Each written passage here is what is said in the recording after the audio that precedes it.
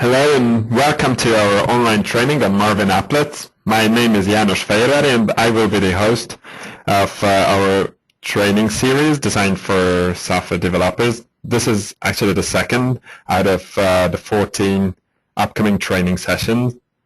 If you're interested in more trainings, you'll find the details on our website. Next week we're gonna change to JChem base and cartridge topics. It's gonna cover three different trainings. Today's presenter is István Vajt. He's the Scrum Master of the Marvin development team. So he's actually developing the Marvin he's gonna talk about. Before we're gonna start, I just quickly cover three housekeeping information. The first one is that we have a reasonable time limitation of the training, so don't worry if you can't take notes or sometimes we talk too fast or type the code lines very quickly. Tomorrow you're going to receive a follow-up email containing the video of the webinar and even the source code that you're going to see today. The second housekeeping information is that you are muted right now. If you have questions, please type it into the question panel on your right, and after the presentation we're going to answer them. The third one is that please note that this is pretty much general information about the Marvin Applets. We understand that you might have specific and tailored questions regarding your projects, but please note that we won't really have the time to answer those ones. If you want to get answers for your tailored questions, you're going to have the opportunity on our upcoming user group meetings in the United States. It's going to be in the end of September in San Diego. So join us over there and we can talk about your specific troubles in person, or you can drop a line to us anytime. You know our website, you know our support forum, so we're going to answer your questions if you have any. That's all about the intro, and István Vajt is going to talk about the details of. Hello and welcome everybody. I'm István Vajt.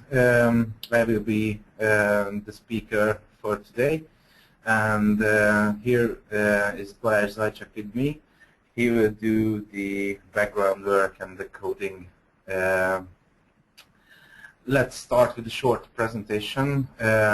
We cover some topics about the concept of the Java Applet technology itself, the Applet handling inside browsers, and the legacy lifecycle model.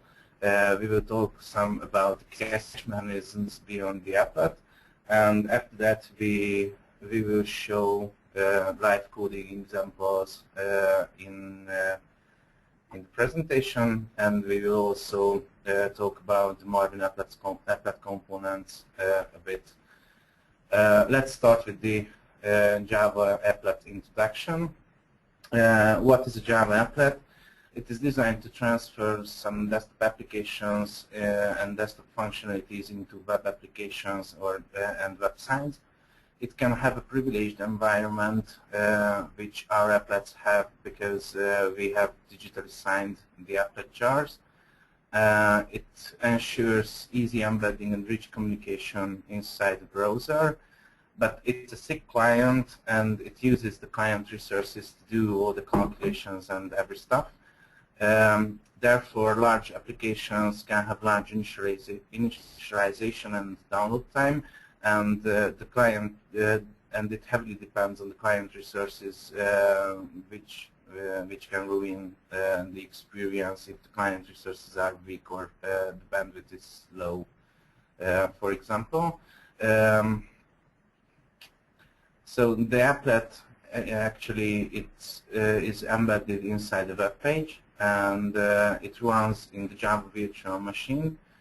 More than one applet on the same page can share the Java virtual machine, and it can also communicate with JavaScript. If you call the applet, a method of the applet, then from the JavaScript, then it uses the JavaScript privileges, And from the applet, if the applet calls the JavaScript, the applet privileges can be also used. There are three ways to embed an applet into a web page: the applet tag, the object tag, and the embed tag. The applet tag is supported basically all the browsers, but it requires the Java plugin to be installed on the client machine. The object tag is used in the Internet Explorer. It can install the Java plugin automatically if it is not installed, or use the installed one if there is any if there are any on the client side. The embed tag is almost the same. It can offer the Java plugin installation for the users, but Internet Explorer does not understand it actually. So we will talk about this topic later and show you how you can solve this problem with the selection of the proper HTML tag. Let's talk about a bit about the applet handling in the browsers. It has completely changed in Java 1.6.0 in the 10th upgrade. At that point, Sun actually introduced a whole new Java plugin. It uses in that point, they introduced the shared Java virtual machine, which ensures the applet-to-applet communication inside the web page. But at this point, the applet starts to require a full initialization on every startup. So the lifecycle has changed, and the init and start methods are always called when the applet is getting visible on the site. And the stop and destroy methods are called after each other when the site was unloaded or the browser was stopped. But fortunately, the legacy lifecycle, the old lifecycle model can be forced in the new plugin also, and this is good for us because in this case the initialization time can be shortened. But the shared Java virtual machine also can cause troubles with the shared static object instances. So we have to take care about them as well. In the legacy lifecycle model, the init methods of the applets are running once for the similar applets, and the start method is called every time when the applet is loaded or activated. By activated, I mean that the browser shows the applet. So if you switch tabs on the browser to a page where an applet is shown, then the start method is called. The stop method is called when the applet is unloading or deactivated, and the destroy method is called only when the browser is quitting. In this way, the Java virtual machine can store the applets in the legacy lifecycle cache, which means that it actually stores the applet instances in a cache as they were initialized for the first time. So therefore, it can restore the previously loaded instances, and it creates a new instance if it's necessary. This ensures the faster startup when we are using this approach, and it also works with most the most popular browsers.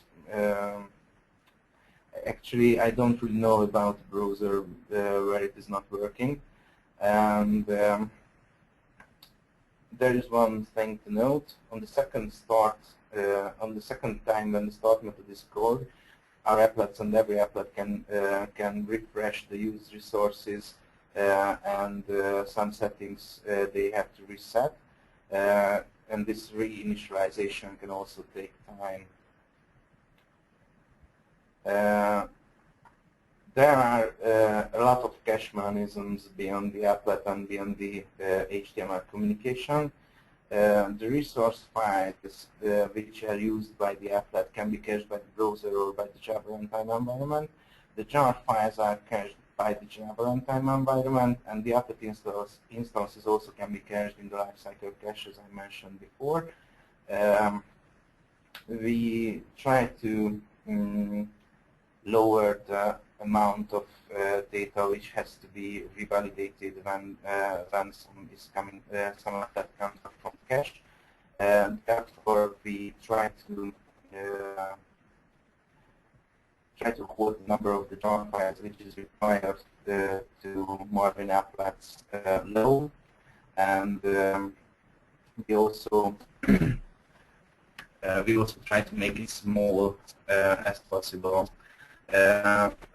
This is just because the cache validation takes time, and it can be even seconds in load and with connection. Okay, let's see the Marvin Applets architecture. We have two main jar files, the Applet launch jar and jmarvin.jar. The Applet launch jar contains two small launcher class, which provides the Applet is loading screen, which you may be familiar with. And these small applets are responsible for showing the splash screen. This splash screen can also be customized, so you can put an image there instead of the Applet is loading screen. The JM Sketch launch is for the sketcher, and the JM View launch is for the viewer. They are loading the applet in the background and show this screen. If you want to directly embed JM Sketch or JM View applet, you can do this via the jmarvin jar. The main applet classes are there, and there is also an applet class for mSpace applet, which is the Marvin space applet itself. I think that's we need to know about the architecture. We have a JavaScript library to help embedding the Marvin Applets. As I mentioned before, there are three different HTML tags to embed the applet. This JavaScript library tries to identify the browser and select the most proper way for the given browser to embed the applet. It is uniformly usable for all the browsers, and in this way you don't need to distinguish between browser types in your HTML code. And it also contains the basic recommended setup, which we applied automatically with the help of this library. It sets the legacy lifecycle parameter to true, so we turn on the legacy lifecycle.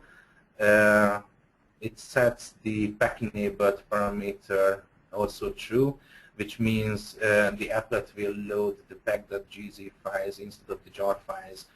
These files are using a better compression, so these are quite smaller than the jar files itself, approximately half the size.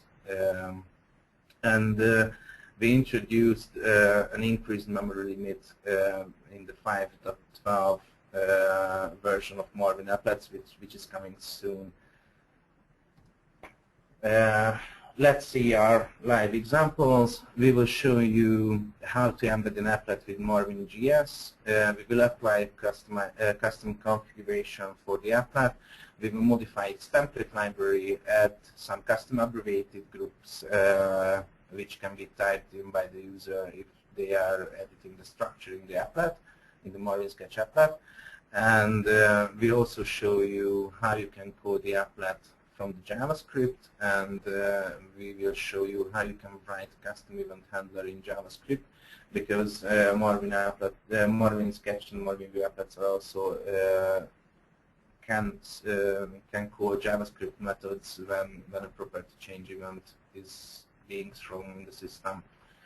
Okay, so let's start with a clean document root. We need to copy the Marvin package into the document root. It will take a bit time. This directory is unpacked from our our Applet package, which is downloaded from the downloadable from the ChemAxon.com site. Yeah, it's quite huge.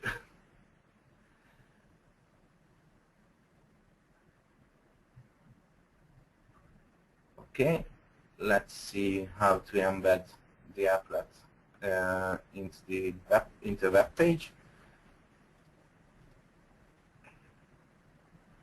The actual code is very short. As you can see, with the help of the Marvin GS library, it requires only 2 lines of code. After the Marvin GS file is included, the msketch begin call is to start the applet tag, and the msketch end call is to write it into the document, into the HTML document.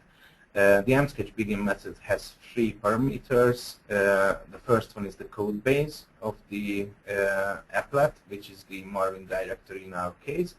The second one is the width row, and the third one is the height of the applet. Let's see how it works in a browser.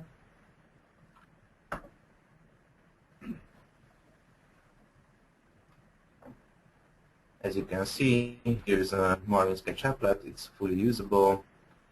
As you may see, there will be a background work on the Java console. The applet loads some jar files to preload some functionalities which may be used, and there are also a lot of functionalities which are used on demand, so not all the code is required to download before running the applet. Okay, let's see what Marvin GS generates in the web page. It creates HTML code. We will show you it in a text area. We created a small code.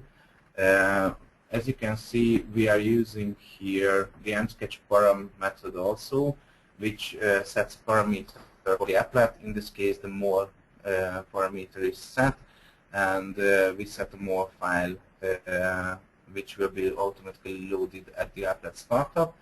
We are using the msketch and toString method, which creates a string representation what will be included if you call msketch and into the site. In this case, it is returned as a string, and you can put it anywhere in your HTML code. In this case, we are putting it into the text area, which has the ID console. Let's see what happens in different browsers. In the Google Chrome, we will see the applet tag as it is embedded.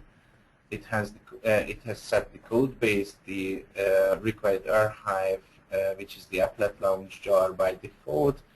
The code, which is the main class that should be started.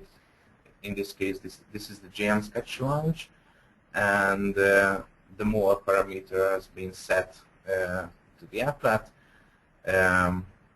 The legacy lifecycle parameter has been set to true.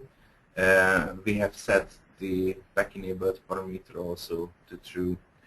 And as you can see, the code base lookup parameter is also turned off. This is because the resource files and the resource file lookup mechanism in Java, we have some resource files that are not internationalized, but Java will search it in the code base in some cases, and that's why we turn this off to avoid some unnecessary queries to the server. As you can see in Mozilla Firefox, the generated HTML tag is the embed tag, and it also contains information about the required Java plugin version and a page and information about the page where it can be downloaded. And in an Internet Explorer, we will see the object tag.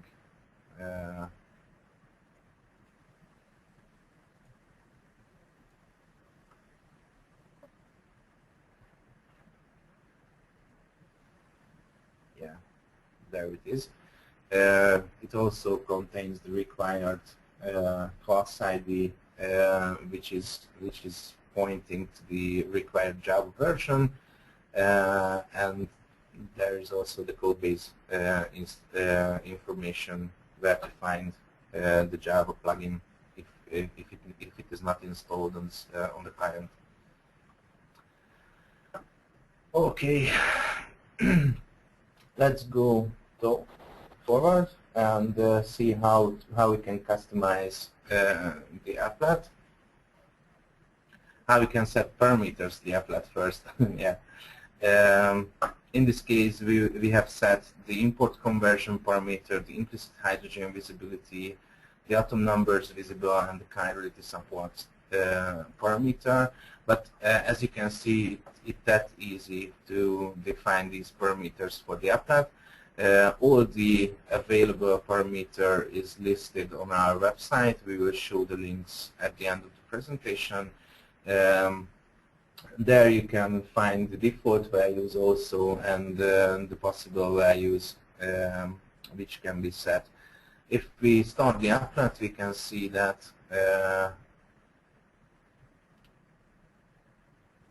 the implicit hydrogen visibility is on. As you can see, there are the atom IDs also visible on the canvas. And if we import the structure with the help of the edit source menu, for example,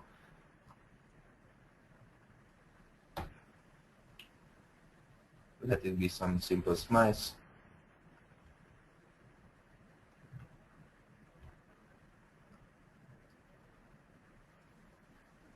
In this case, the explicit hydrogens are also added to the structure, as you can see. That was because the import conversion parameter which was specified. Okay, let's see how we can customize the applet. We have two pre-made customization files, the customization XML and the shortcuts XML. We have covered the topic of the creation of these files in our Marvin GS webinar, which can be seen, which can be found on our website in the library section. So these are two pre-made XML files with the customization. We will set the proper parameters. In this case, the menu config parameter with the URL, with the relative URL of the customization XML. There is also a shortcuts parameter which can define the shortcuts.xml file. In this case, we did not modify the shortcuts itself, but it's also possible from the UI of the Marvin Sketch application.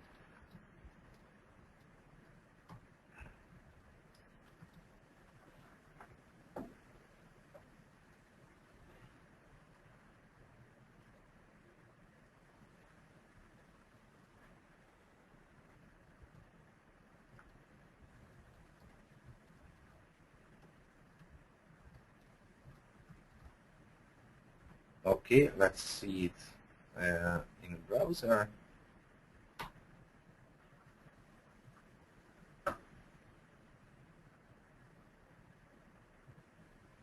After it loaded the configuration, you will see that the toolbar have been changed.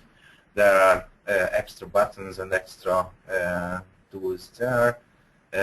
We have completely changed the atom toolbar.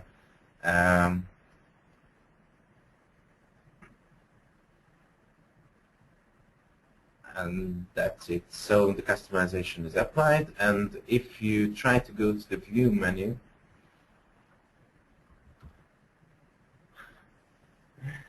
okay, after importing the diagram, if you go to the view menu, as you can see, the configurations menu is disabled, and you cannot change the configurations as you can do it before.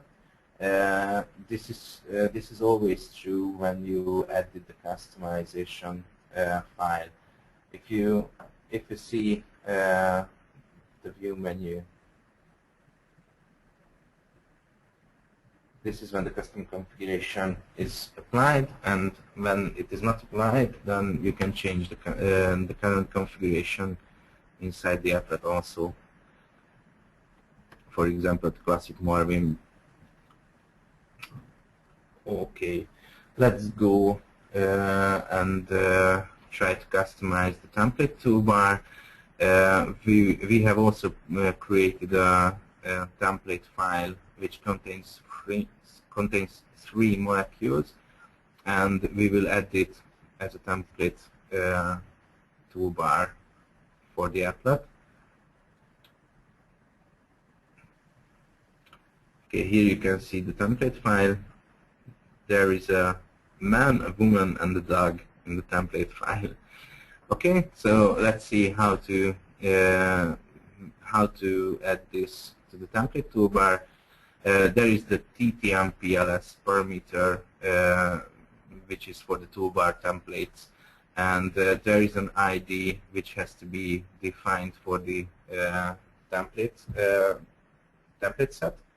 There is the parameter has to contain a name for the template set. In this case, we are calling it webinar. It has to be surrounded with stars as separation signals, and after that you have to specify the URL relatively from the applet code base. And if we start the applet, we will see that the templates are added to the template toolbar, and they are usable from there.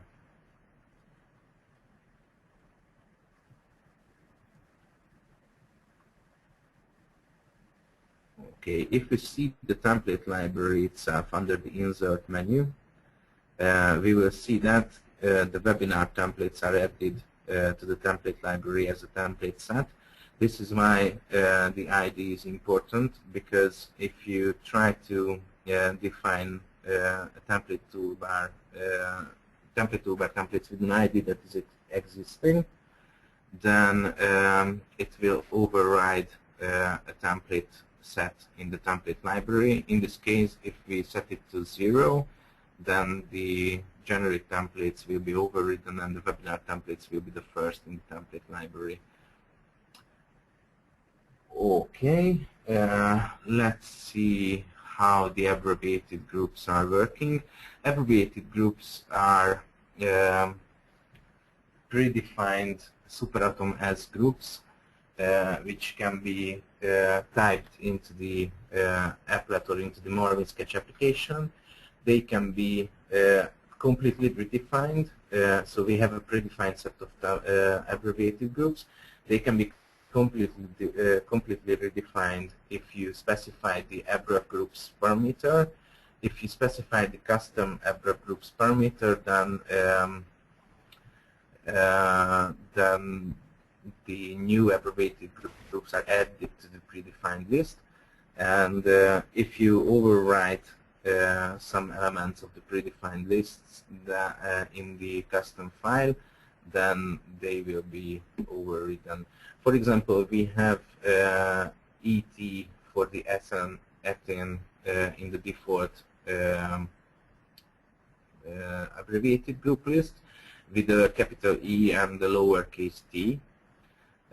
So in this case, we won't override it because abbreviated groups are case sensitive. Okay, let's start the application. If we type in, for example, MB, then there is the abbreviated group we define.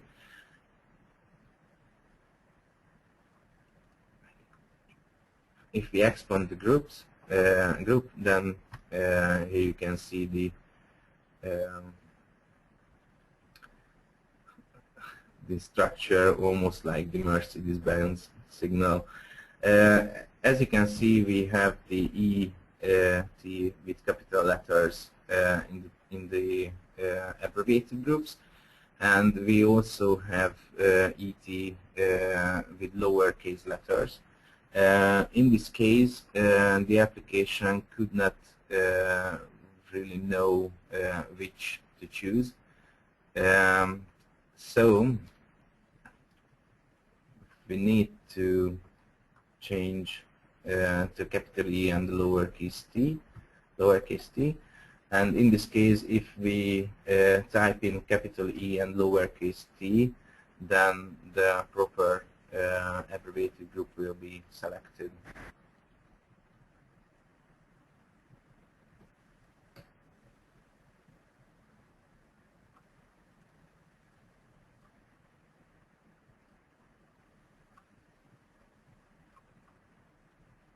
Okay. There are two more parameters regarding the abbreviated groups.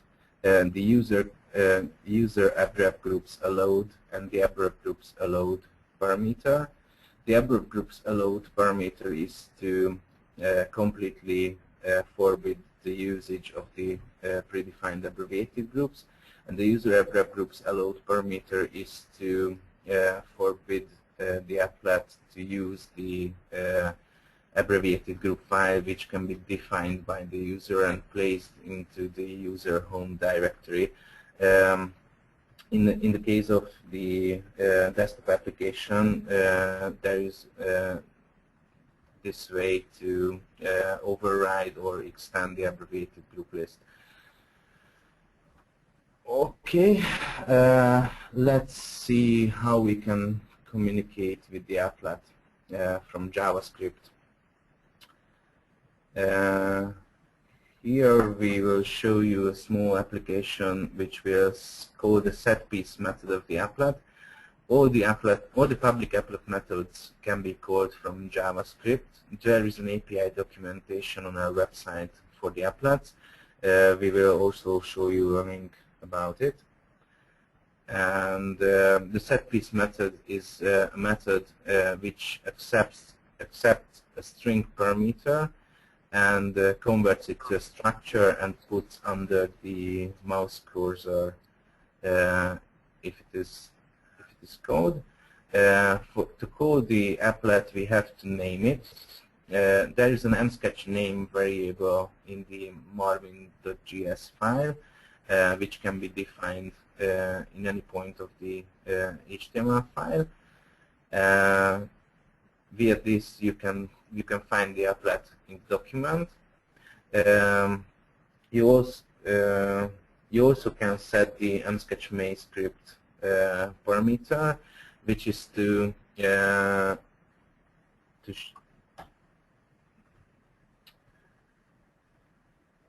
signal the browser that the applet will be called from JavaScript, and it can call JavaScript methods. And as you can see here, we add a text field with an ID of smiles, where the user can type in smiles, and we will set it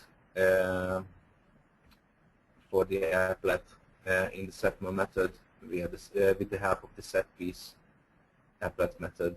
Okay, let's see how it works.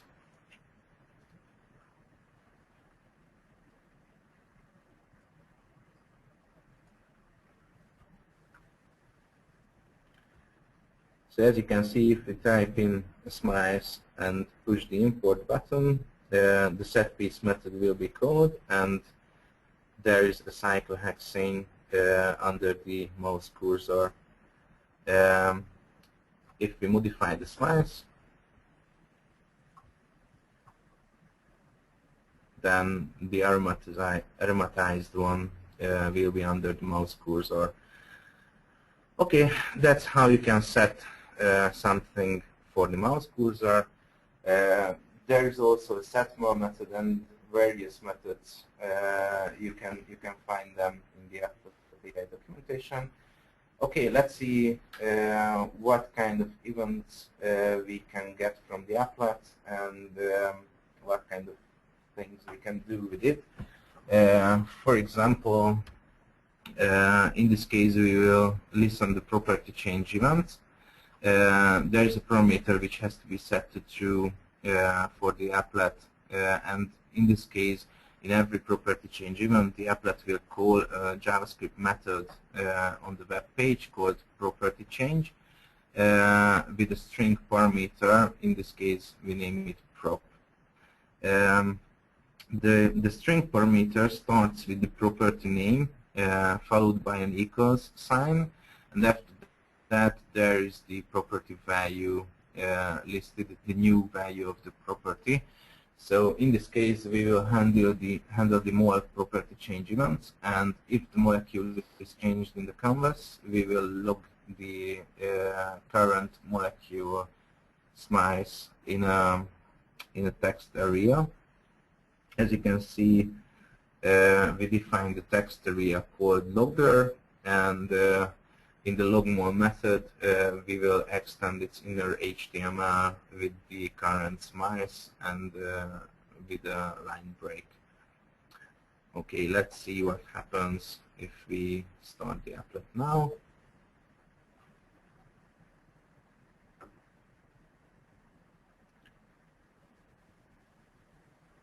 We are starting to draw something, and as you can see, there is a blank line at the beginning, and after that the smice string of the current molecule inside the canvas is printed into the text area. Okay, what about other property changes? There is also the list of the property changes on our website. But if you want to experiment with the applet, you can log all the property changes.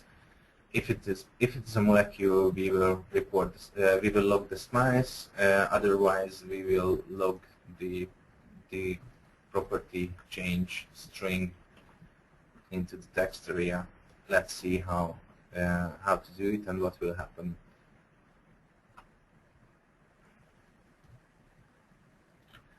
Okay, we will also use the logger text area, and we will add the prop parameter to the inner HTML of the text area.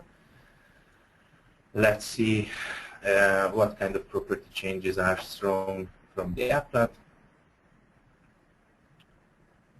For example, if you draw something, the molecule is changed. If you hover the mouse over an atom or a bond, the pointed object is reported. If you change some settings, for example, the display type, then the rendering and the sketch rendering to the properties are changed. And I think you can experiment with any other properties. In this case, the color scheme is reported, the implicit hydrogen visibility. So, so far that's all about the handling and embedding of the Marvin applets. I think if you have questions, then this is the appropriate time to ask them.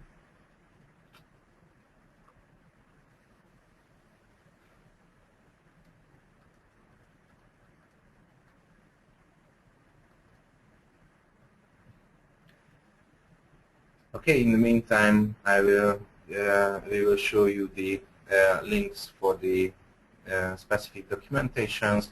There are a lot of Applet examples in our site under the Applet section, under the examples section. There is documentation about the parameters and the events. There is a documentation about the Applet API, and we also have a frequently asked questions section in our web page. I especially recommend that page for Internet Information Services users. So there are some specifics about the IIS and its usage with Marvin Applet. And we also have a developer's guide on the web page. There you can find useful information about file formats and other available options